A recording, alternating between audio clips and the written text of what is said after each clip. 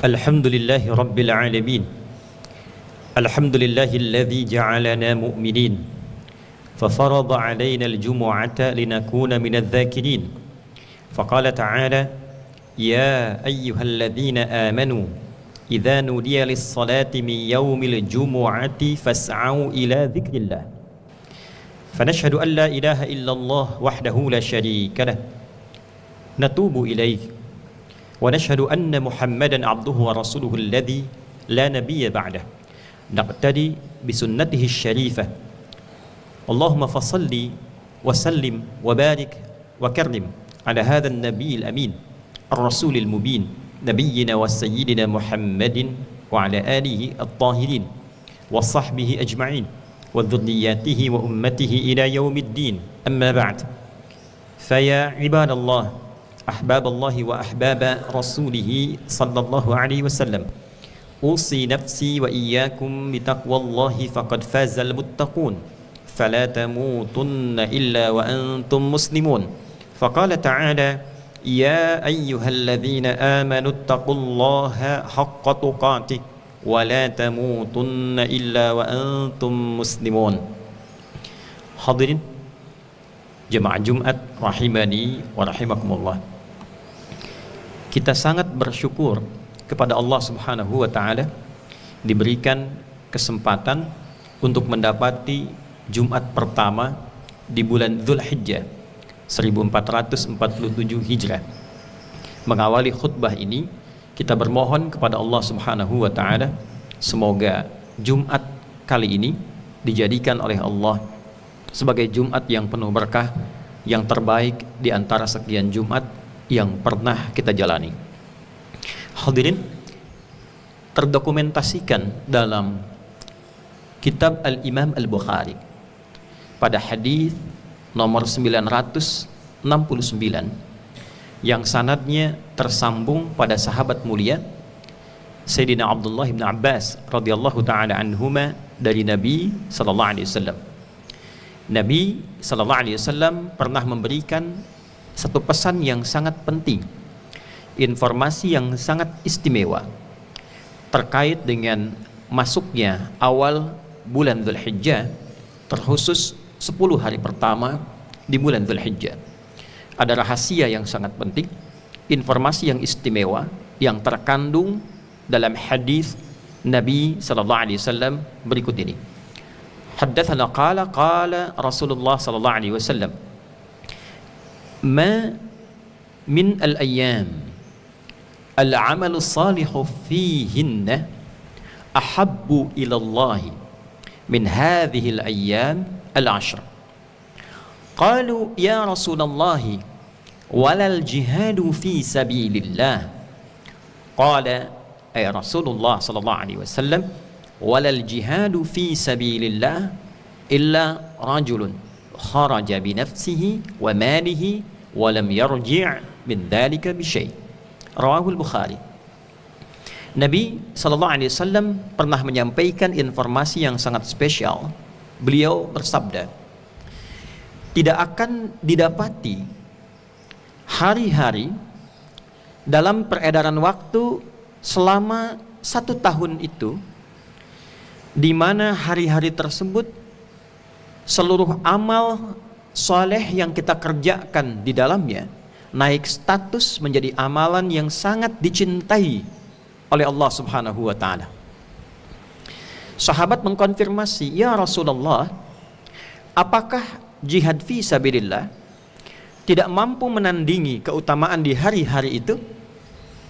Nabi menyampaikan, bahkan jihad fi sabilillah pun keistimewaannya tak mampu menandingi keutamaan amal saleh yang dikerjakan di hari-hari itu, kecuali satu amal saja yang tidak ada yang bisa menyainginya, yaitu seseorang yang berniat tulus berjuang, dia keluar dengan jiwanya, dengan harta yang ia bawa, dan ia berjuang sampai wafat, tidak kembali lagi ke tempat ia berdomisili.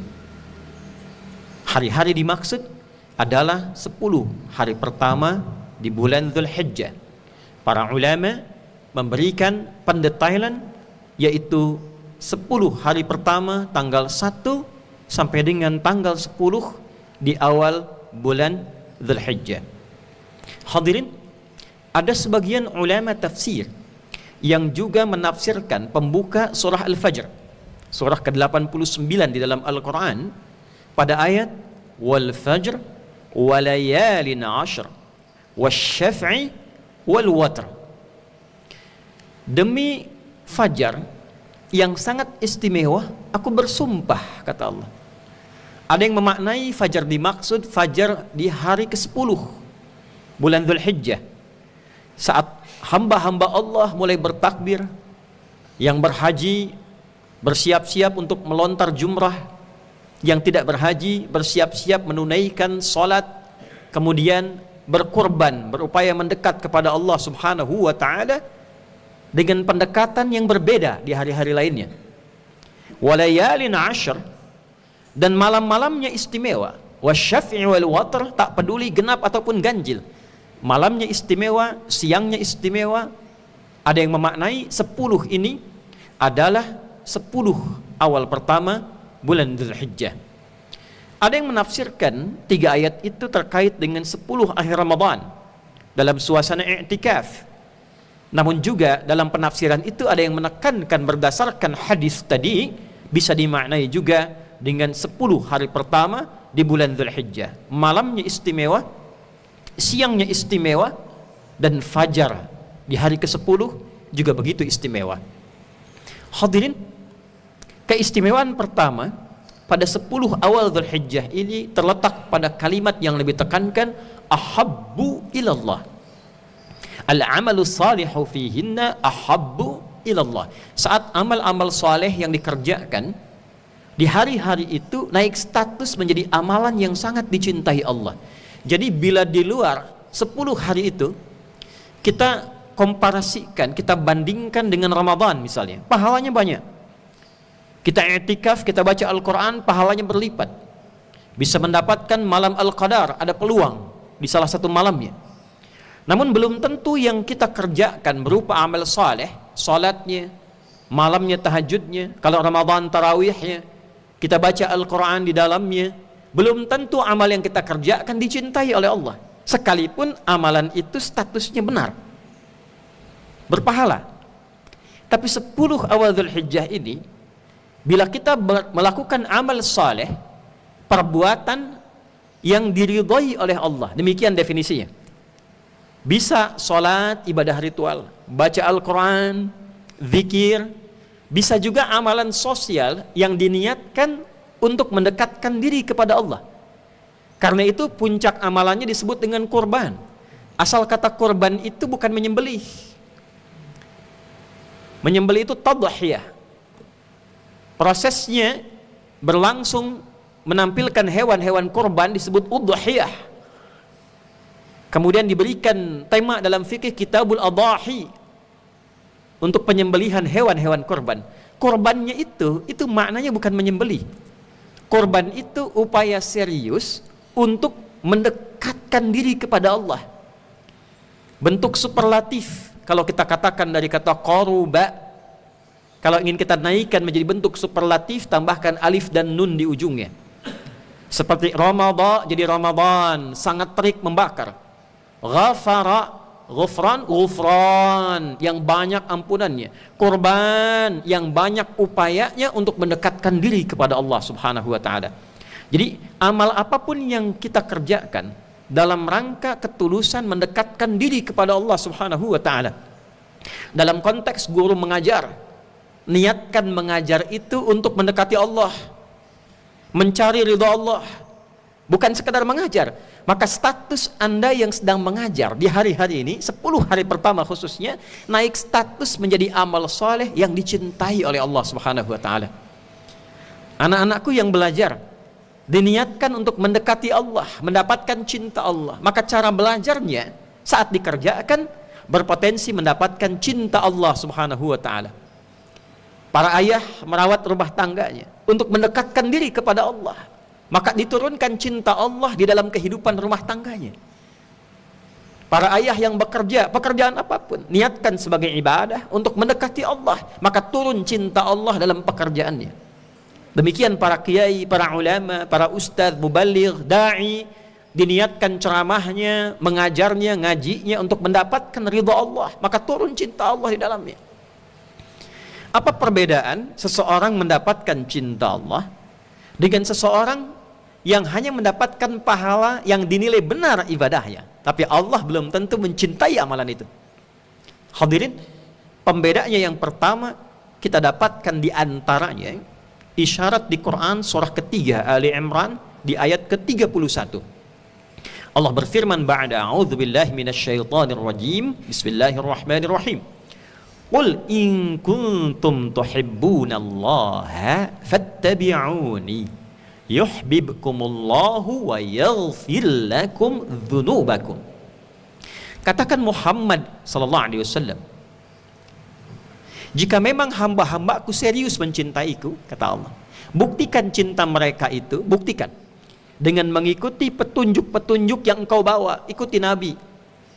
Pedoman hidup Nabi kita jadikan sebagai kurikulum kehidupan. Bagaimana cara Nabi bangun dari tidur, mulai bangun dari tidur, digambarkan di Sunan Abu Daud nomor hadis 1367 misalnya, dari Abdullah bin Abbas radhiyallahu taala anhuma, beliau kalau bangun itu duduk terlebih dahulu, tenang, menghilangkan bekas kantuknya, membaca 11 ayat terakhir surah Ali Imran dari ayat 190 sampai ayat 200, membaca doa bangun tidur, baru kemudian melangkahkan kakinya untuk mengambil wudhu atau mandi suci, lalu sholat di malam hari, menjelang kemudian subuh istighfar. Kita ikuti cara berpakaiannya, cara makannya, cara bergaulnya. Demikian kita ikuti untuk mendapatkan satu bagian yang Allah janjikan.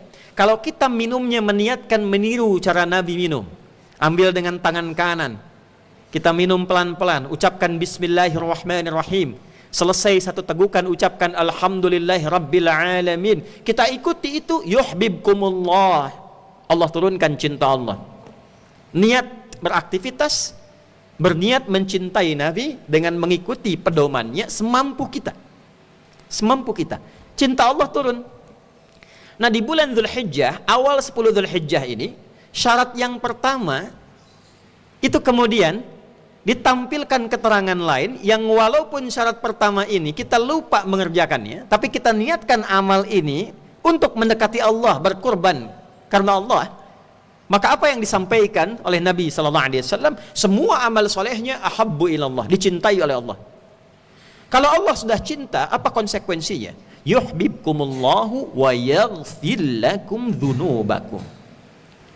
Ketika cinta Allah diturunkan, maka Allah berkenan bersamaan dengan turunnya cinta itu menurunkan ampunan dari semua dosa-dosa yang pernah dikerjakan selama hidupnya. Allahu Akbar. Allahu Akbar. Semua dosa-dosa.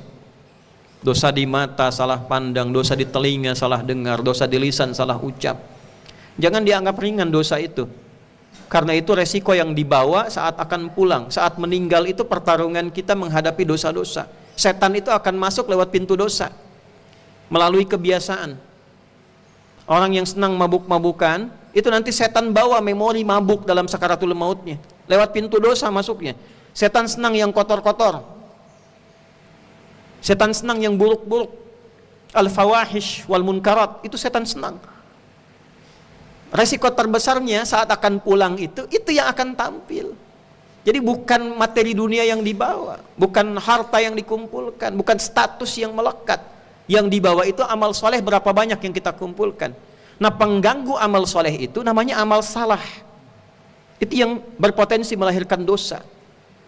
Istimewanya awal Dzulhijjah ini, kalau kita mencoba memperbaiki diri, yang haji itu melontar jumrah, Aqabah gambaran dari nafsu, Wusta gambaran dari pengaruh provokasi lingkungan terdekat, di rumah tangga, bisa jadi dari pasangan, bisa jadi dari anak-anak, setan masuk lewat situ.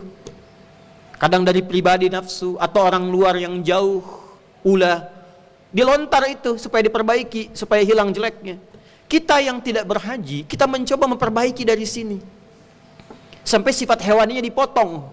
penghujungnya memotong hewan. Sifat hewani yang penuh nafsu itu dipotong. Yang di sana melontar jumrah mengucapkan Bismillahi Allahu Akbar, yang di sini memotong mengucapkan Bismillahi Allahu Akbar. Tak sanggup untuk haji, belum ada kemampuan, tak sanggup untuk memotong hewan. Apa yang dikerjakan? Maka tanggal 9-nya saat yang di sana wukuf, yang di sini menunaikan puasa. Sunnah hukumnya, tapi sangat ditekankan. Puasanya bukan puasa biasa, puasa evaluasi diri. Bahkan Sayyidah Aisyah radhiyallahu taala anha pernah menyampaikan satu memori dokumentasi bahwa Nabi memperbanyak puasa sunnah di awal Dzulhijjah ini. Ada yang menyebutkan sampai 9 hari. Redaksi memperbanyak itu bagi yang belum pernah puasa sekali banyak, 2 kali banyak, 3 kali banyak. Mungkin kemarin dari Senin sampai Kamis, mulai Jumat berhenti dulu, Sabtu berhenti dulu, Ahad berhenti dulu, Seninnya hari ke-8, 9 puncaknya puasa lagi. Antara dari siang, zawal, lewat matahari, diam, puncaknya ba'da asar ke maghrib berdoa, minta diperbaiki diri, minta diampuni oleh Allah subhanahu wa ta'ala. Tapi kita niatkan, cinta Allah turun. Kalau Allah sudah menurunkan cintanya, ampunan turun. Kalau ampunan sudah turun, cirinya apa? Dirubah, kita menjadi orang baik. Jadi ketika ampunan itu turun, yang salah dibakar, yang soleh naik. Ketika yang salah sudah tidak ada, terjadilah perubahan dalam kehidupan. Telinganya mulai senang mendengar yang baik, lisannya mulai senang berkata yang baik. Jadi anak-anakku kalau belum senang baca Al-Quran, boleh jadi di lisan itu ada kata-kata yang sering diucapkan kurang baik. Para guru, para orang tua, jamaah yang menyimak hari ini, mungkin lisannya sulit ngaji itu karena Quran itu firman Allah, kalimat-kalimat terbaik. Jadi kalau belum bisa mengucapkan yang terbaik, belum dilatih lisan ini berusaha mengucap yang baik. Mungkin seringkali berucap yang tidak penting, karena Quran itu penting. Kalau telinga senang mendengar yang tidak penting, nanti yang penting-penting sulit didengar. Kalau mata sering melihat yang tidak penting, yang penting-penting sulit dilihat. Maka 10 hari ini kita coba evaluasi diri. Puncaknya tasyrik nanti, bersinar lagi. Ya, bersinar lagi. Saat di situ kita bertakbir, 3 hari penuh bertakbir, bertakbir, bertakbir. Sambil makan hewan dari sembelihan itu sebagai upaya syukur pada Allah. Apa syukurnya? Telah berubah jadi orang lebih baik. Jadi bukan sekedar mengorbankan hewan, tapi tidak mengorbankan diri kita kepada Allah. Korbannya tidak ada, hewannya yang dikorbankan. Hewan korbannya 1 ton, dosanya masih 10 ton. Membawa untuk hewan korban dari hasil korupsi, hasil nyogok, hasil maksiat, itu nambah dosa. Nah, demikian yang pertama. Jadi filosofi awal Dzulhijjah itu menggugurkan dosa, bukan menambah dosa. Karena itu sungguh tercela. Bahkan di sini Ibnu Abbas radhiyallahu taala anhuma berkomentar, orang yang sengaja berbuat dosa di bulan-bulan al-hurum dan sekarang masuk al-hurum, itu dosanya 2 kali lipat dibandingkan dengan hari-hari biasa. Hadirin, kita niatkan berbuat baik, seorang ayah untuk istri, untuk anak-anaknya. Nanti kalau Allah turunkan ampunan dosanya, anak-anaknya diperbaiki, istrinya diperbaiki, ayahnya diperbaiki. Demikian guru-guru memohonkan ampunan untuk dirinya, untuk anak-anak didiknya. Nanti yang kurang-kurang di anak didik Allah perbaiki, yang telat-telat belajar diperbaiki, yang ingatannya lambat diperbaiki, yang kelihatan banyak aktif kurang fokus nanti dirubah hatinya oleh Allah. Itu yang terjadi di dunia pesantren yang benar, itu dirubah, terbuka lagi nur Allah masuk ke dalam kalbunya. Karena Allah sangat menyayangi hambanya. 1, cinta menghadirkan ampunan. Yang kedua, cinta menghadirkan lipat ganda pahala. Laisa kamitslihi syai', tidak ada yang serupa dengan Allah karena lebih dibandingkan apapun dari makhluk. Orang tua mencintai anaknya, semua diberikan pada anak semampu yang bisa menjadi baik untuk anak. Guru mencintai murid, diberikan perhatian yang maksimal. Allah mencintai hamba, apa yang tidak mampu Allah berikan? Mustahil. Sayyidah Maryam yang perempuan mendekati Allah, beliau bukan nabi, bukan rasul, mendekati Allah untuk mendapatkan cintanya. Apa yang terjadi? Kullama dakhala 'alaiha Zakaria al-mihrab wajada 'indaha rizqa. Setiap Nabi Zakaria, padahal Zakaria alaihissalam itu nabi, Maryam bukan. Datang ke mihrab Maryam, Maryam mendapatkan anugerah rizki yang berlimpah tanpa batas. Buah yang bukan musimnya ada di musim itu. Keperluannya terpenuhi. Ditanya, qala ya Maryamu anna laki hadha? Anna laki hadha? Dari mana semua ini? Qalat huwa min indillah. Semua ini dari Allah. Inna Allah yarzuqu man yasha' bighairi hisab. Sungguh Allah akan melimpahkan rizki pada hamba yang dikehendakinya tanpa batasan. Siapa yang di antara hamba yang dikehendaki itu? Mahbub Allah, Habib Allah, hamba-hamba yang dikasihi, dicintai oleh Allah Subhanahu wa ta'ala. Untuk itu, dalam kesempatan khutbah yang singkat ini, khatib mengajak pada kita semua, khatib tanpa kecuali, mari yang pertama kita saling mendoakan. Doakan khatib, doakan juga khatib untuk kita semua, untuk semuanya, supaya hatinya dilembutkan oleh Allah, agar mampu memanfaatkan 10 hari pertama ini dengan baik. Karena boleh jadi tahun depan kita tidak menemuinya lagi. Manfaatkan, berniat jadi orang baik. Lihat semua orang dengan tatapan kebaikan. Semua punya haknya untuk menjadi baik. Berdoa, minta. Yang kedua, mohon pada Allah taufik, agar dibimbing untuk mampu beramal. Karena ada orang dapat tapi nggak bisa beramal. Yang ketiga, hadirin, tidak kalah penting, berupaya memaksimalkan amal. Kenapa ada yang menekankan untuk meniru amalan Nabi dalam puasa? Karena puasa itu filosofinya menghimpun amalan yang banyak dan cenderung menghindari maksiat. Yang puasa itu senang sholat sunnah, senang baca Quran. Maksiat takut dikerjakan. Awal latihan minimal takut batal puasanya. Nanti kalau kebiasaan takut kalau Allah nggak ridho. Kumpulkan oleh kita. Yang mampu berkorban, siapkan dari sekarang. Karena itu dalam setahun coba nabung kurban. Bisa kambing, bisa sapi, kerbau, atau sejenisnya. Kalau kita tidak memiliki itu, baru berlatih supaya tidak bergantung pada hewan kurban. Tidak banyak kecewa, cari hewan yang bisa disembelih yang kecil-kecil. Ibnu Abbas, Bilal suka berlatih dengan menyembelih ayam. Ayam disembelih. Tidak serupa dengan kambing, tak sama dengan sapi. Itu latihan mengondisikan jiwa supaya hatinya bersih. Tidak berharap kalau nggak kebagian hewan kurban nanti mencela. Merasa berharap, tamak namanya. Lalu berharap dengan itu berupaya mendekati Allah walaupun belum mampu memenuhi syarat utamanya untuk menyembelih. Seperti kambing, sapi, kerbau dan semisalnya, unta dan yang lainnya yang semisal dengannya. Itu latihan. Hadirin, puncaknya semua itu kita niatkan untuk mendapatkan perhatian dan kasih Allah. Semoga tahun ini kita diberikan kemampuan untuk memanfaatkan awal Dzulhijjah ini. Khatib punya keyakinan kalau setiap pribadi berupaya memanfaatkan, keluarganya ditata dengan baik, akan berpengaruh pada kehidupan berbangsa, bernegara, atau skala di bawah itu bermasyarakat. Kita ingin masyarakatnya baik, berbangsanya baik, bernegaranya baik, maka mulai memperbaiki dari diri kita masing-masing di kesempatan awal bulan Dzulhijjah ini. Semoga pesannya bisa dipahami dengan kuat untuk kita semua, dan semoga Allah menolong kita untuk bisa mengamalkan dan mendapatkan apa yang telah dijanjikan oleh Allah dan Rasulnya sallallahu alaihi wasallam. Barakallahu li wa lakum fil Qur'anil azim wa nafa'ni wa iyyakum bima fihi minal ayati wa dzikril hakim wa taqabbala minni wa minkum tilawatahu innahu huwas samiul alim.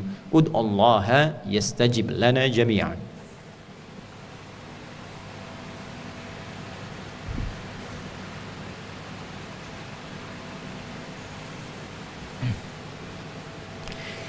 Alhamdulillah, nashhadu an la ilaha illallah wa nashhadu anna Muhammadan abduhu wa rasuluhu alladzi la nabiyya ba'dah. Allahumma fassalli wa sallim wa barik ala hadha an-nabiyyil karim ar-rasulil amin nabiyyina wa sayyidina Muhammad ibn Abdullah wa ala alihi wa sahbihi wa man walah wa ba'd.